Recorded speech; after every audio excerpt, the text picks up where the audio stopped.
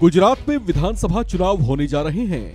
यहां बीजेपी और आप में कड़ा संघर्ष देखने को मिल सकता है। उससे पहले इनके बीच जुबानी तकरार बढ़ती देखी जा रही है। इस बीच आम आदमी पार्टी के संयोजक अरविंद केजरीवाल ने एक ऐसा दावा कर सनसनी मचा दी है, जिसके बाद सियासी गलियारों में हलचल तेज हो गई है। एनडीटीवी से एक बातचीत के दौरान अरविंद केजरीवाल ने दावा किया कि बीजेपी ने उन्हें एक बड़ा ऑफर दिया था। उस ऑफर के बारे में बताते हुए उन्होंने कहा कि उनके सामने गुजरात चुनाव न लड़ने का ऑफर रखा गया था, जिसके एवज में सत्येंद्र जैन और मनीष सिसोदिया को छोड़ने की बात कही गई थी।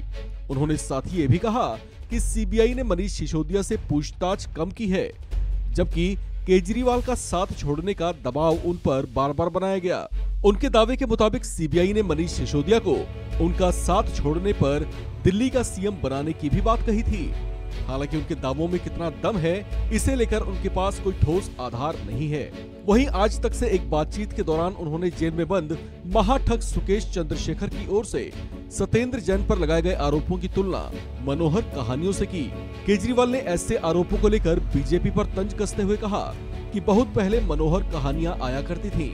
इसी तरह से ये सब बीजेपी की मनोहर कहानियां हैं।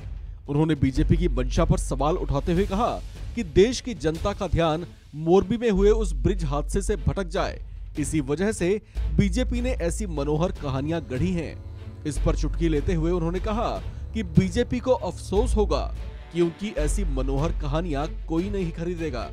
आज तक की एक रिपोर्ट के मुताबिक अरविंद केजरीवाल ने कहा कि आम आदमी पार्टी को दबा पाना या तोड़ पाना इतना आसान नहीं है।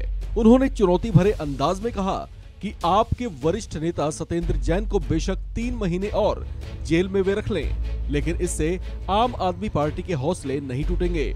उन्होंने कहा कि सत्येंद्र जैन की याचिका से जुड़े पूरे प्रोसीजर को समझना चाहिए कि 15 सितंबर के आसपास उन्हें बेल मिलती है, फिर सबूत नहीं दे पाए तो जज बदलो। उसके बाद 1.5 महीने से जज बदलने की कार्रवाई चल रही है।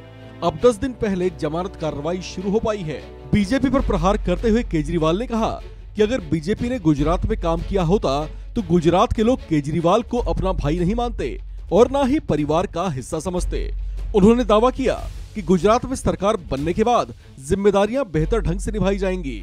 आपको बता दें कि पंजाब विधानसभा चुनाव में जबरदस्त कमाल कर दिखाने वाली आम आदमी पार्टी गुजरात चुनाव को लेकर भी पूरे जोश से भरी हुई है।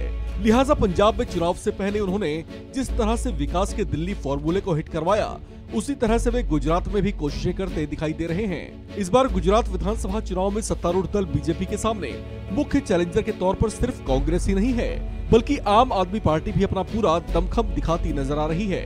आप नेताओं को पूरा विश्वास है कि वे इस बार गुजरात में पंजाब जैसा कमाल कर दिखाएंगे। हालांकि बीजेपी उनके इन दावों को खोखला समझ रही है। इस खबर में फिलहाल इतना ही। बाकी अपडेट्स के लिए बने रहिए वन इंडिया हिंदी के साथ।